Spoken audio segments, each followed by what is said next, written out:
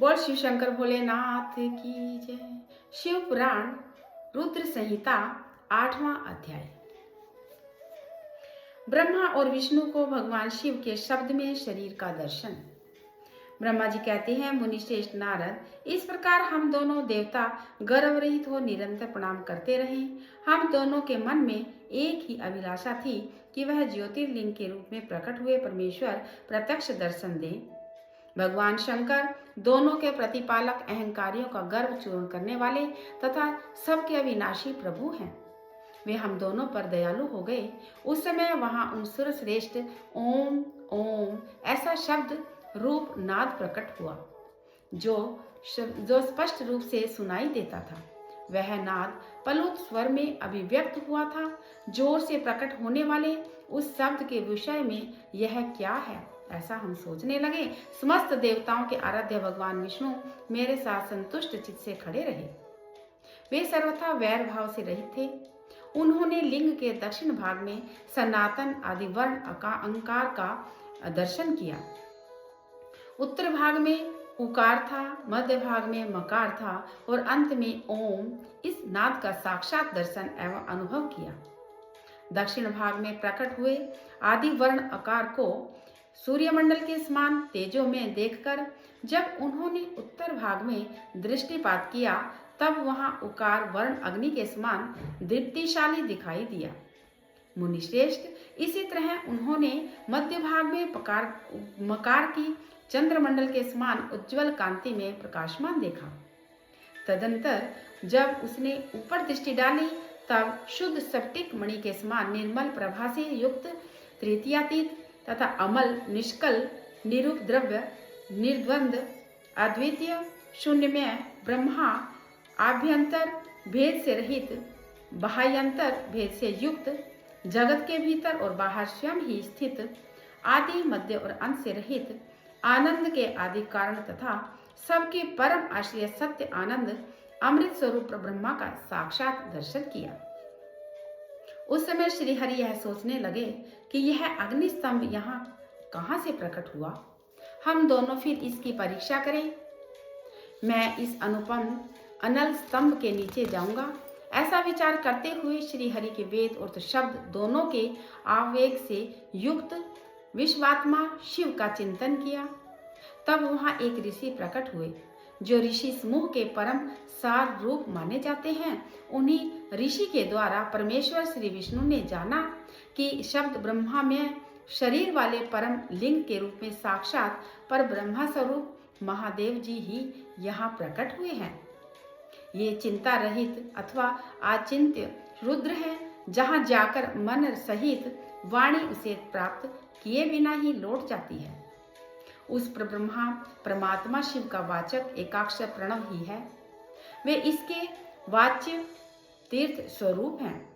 वह परम कारण, रीत, सत्य, आनंद एवं अमृत स्वरूप परातत्व पर ब्रह्मा एकाक्षर का वाच्य है। प्रणव के एक अक्षर आकार से जगत के बीजभूत अंड जन्मा भगवान ब्रह्मा का बोध होता है। उसके दूसरे एक अक्षर उकार से परम कारण रूप श्री हरि का बोध होता है और तीसरे एक अक्षर मकार से भगवान नील नोहित शिव का ज्ञान होता है। आकार सृष्टि करता है, उकार मोह में डालने वाला है और मकार नित्य अनुग्रह करने वाला है।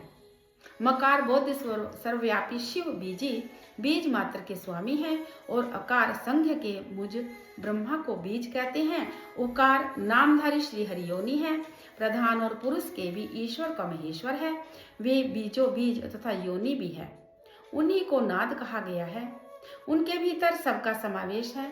बीजी अपनी इच्छा से भी अपने बीज को अनेक रूपों में विभक्त करके स्थित है। इन बीजों का भगवान महेश्वर के लिंग से आकार रूप बीज प्रकट हुआ, जो उकार रूप योनि में स्थापित होकर सब और बढ़ने लगा। वह स्वर्णमय अंड के रूप में ही बताने योग्य था। उसका और कोई विशेष लक्षण नहीं लक्षित था। वह दिव्य अर्ण तथा अनेक वर्षों तक जल में ही स्थित रहा। तदंतर 1000 वर्ष के बाद उस अंड के 2 टुकड़े हो गए। जल में स्थित हुआ वह अन्न तथा अजन्मा ब्रह्मा जी की उत्पत्ति का स्थान था और साक्षात महेश्वर के अज्ञात से ही फूटकर दो भागों में बंट गया था। उस अवस्था में उसका ऊपर स्थित हुआ तथा स्वर्णमय कपाल बड़ी शोभा पाने लगा। वही ध्रुवलोक के रूप में प्रकट हुआ तथा जो उसका दूसरा नीचे वाला कपाल था वही उस 5 लक्षणों से युक्त पृथ्वी है। उस अंश से चतुर्मुख ब्रह्मा उत्पन्न हुए जिनकी क संज्ञा है, वे समस्त लोकों के संनष्टा हैं तथा इसी प्रकार से वे भगवान महेश्वर ही अ उ तथा म इन त्रिविध रूपों में वर्णित हुए हैं। इसी अभिप्राय से उन ज्योतिर्लिंग स्वरूप सदाशिव ने ओम ओम ऐसा कहा।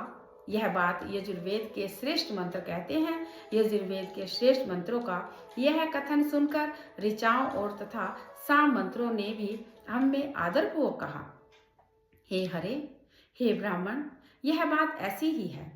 इस प्रकार देवेश्वर शिव को जानकर श्री हरि ने शक्ति संभूत मंत्रों द्वारा उत्तम एवं महान अभ्युदय सुशोभित होने वाले उन महेश्वर देव का स्तवन किया।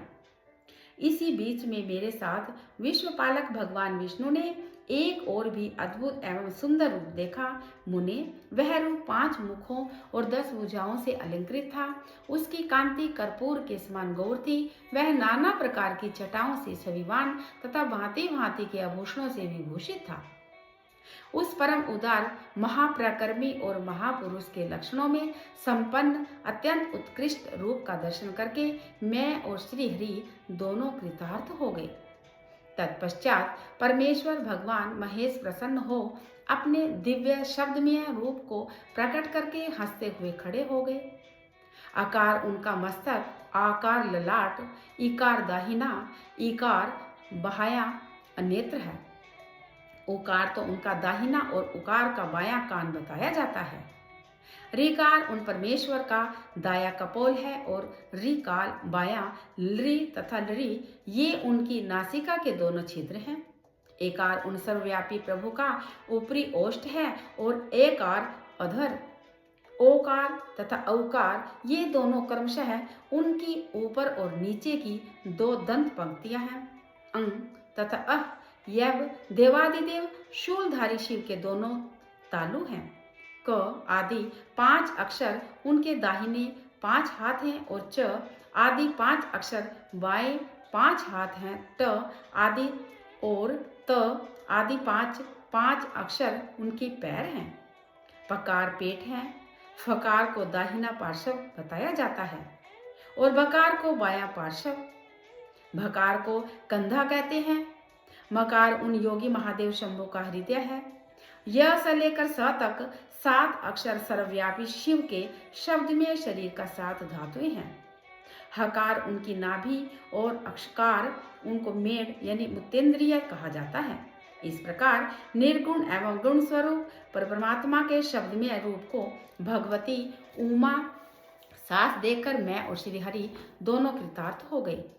इस तरह से शब्द पर ब्रह्मा शरीरधारी महेश्वर शिव का दर्शन पाकर मेरे साथ श्री हरि ने प्रणाम किया और पुनः ऊपर की ओर देखा। उस समय उन्हें 5 कलाओं से युक्त ओमकार जनित मंत्र का साक्षात्कार हुआ। तत्पश्चात महादेव जी का ओम तत्वमसि यह महावाक्य दृष्टि गोचर हुआ, जो परम उत्तर मंत्र रूप है तथा शुद्ध स्फटिक करके समान निर्मल है।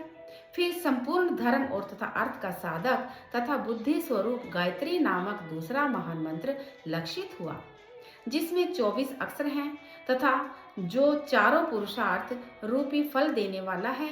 तत्पश्चात मृत्युंजय मंत्र की फिर पंचाक्षर मंत्र तथा दक्षिणामूर्ति संघ के चिंतामणि मंत्र का साक्षात्कार हुआ। इस प्रकार 5 मंत्रों की उपलब्धि करके भगवान श्री हरि उनका जप करने लगे। तदनंतर ऋक, यजुः और साम ये जिनके रूप हैं जो ईशुओं के मुकुटमणि ईशान हैं, जो पुरातन पुरुष हैं, जिनका हृदय अघोर अर्थात सौम्य है, जो हृदय को प्रिय लगने वाले सर्वगुह्य सदाशिव हैं, जिनके चरणवास परम सुंदर हैं, जो महान देवता हैं और महान सर्पराज को आभूषण के रूप में धारण करते हैं, जिनके सभी ओर पैर और सभी ओर नेत्र हैं, जो मुझ ब्रह्मा के भी अधिपति, कल्याणकारी तथा सृष्टि पालन एवं संहार करने वाले हैं, उन वरदायक सांब सदाशिव मेरे साथ भगवान विष्णु ने प्रिय वचनों द्वारा संतुष्ट चित्त से स्तवन किया। बोल शिव शंकर भोलेनाथ की जय। शिव पुराण रुद्र संहिता 8वां अध्याय संपन्न। हर हर महादेव।